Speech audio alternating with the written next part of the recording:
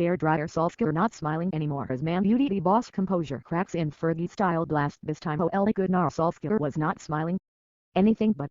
In fact he was sitting, shaking almost, in for someone who has been happy to tell the world that he models his methods on Sir Alex Ferguson. One thing that had rarely been seen since he became Manchester United boss last season was the hairdryer. But here it was, full blast, aimed straight at Robin van Persie, with Mino Raiola taking the hit, too. Fergie Lite it was not. As he stalked out of the Jimmy Murphy Centre where he had just conducted his media briefing, he declared, "I'm not in medieval times." That was a throwaway line after he had gone for Van Persie's throat. It was certainly as gothic as it could ever get from Solskjaer, his calm, composed, almost gentle demeanor consumed by anger. Former Old Trafford striker RVP had claimed the Norwegian should not have been smiling in defeat in front of the cameras after the 2-0 New Year's Day loss to Arsenal.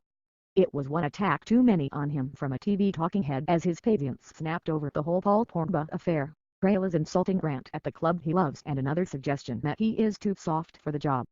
In truth, Solskjaer had tried hard not to lose it in what he had hoped would merely be the usual Q&A session before tonight's FA Cup third-round clash at Wolves.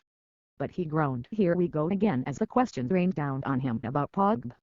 He did his best to clear up the belief that, somehow, United were not in command of the situation surrounding the Frenchman. It needed clearing up, too, for his explanation over why the World Cup winner was missing at the Emirates on Wednesday, over planned new surgery, had sounded like the tail was wagging the dog. The expression Solskjaer used regarding Pogba's latest absence was that his people had made the decision to put him under the knife, having already missed nearly 3 months with ankle and foot injuries. Man Utd News Live followed for all the latest on the Red Devils. "So, patience still intact," he said, "FA Cup third round and you're talking about Paul again." Paul came back after a long spell out, 2 games, had a reaction, couldn't go to Burnley, felt his ankle was sore, we did a scan. And it's not the same injury, it's a different injury. Of course, when you get that scan, we speak to him, you consult your own medical people as well, like I did when I had my operation. You want the best second opinion and the advice was to have it done. By his people I mean when you consult your surgeon and the ones you trust. Maybe that's my bad English. You have people you trust and speak to. When I had my injuries, loads of knee operations, I had my people in Norway and Sweden. Paul has people he trusts and that's more important. So that's more or less it. And the FA Cup is the next talking subject, all right? That's as clear as it can be at this point. It's an ankle injury, some bone fragments. It will keep him out for 3 to 4 weeks. He had a scan and we found something and then we spoke together. It wouldn't be fair to risk any player's health. You wouldn't, and if the player is not happy with what he's feeling, he's got loads of pain, then it might be a worry that it can get worse. That is the decision." There was patience, still, as he fielded questions on Raiola's damning condemnation of United.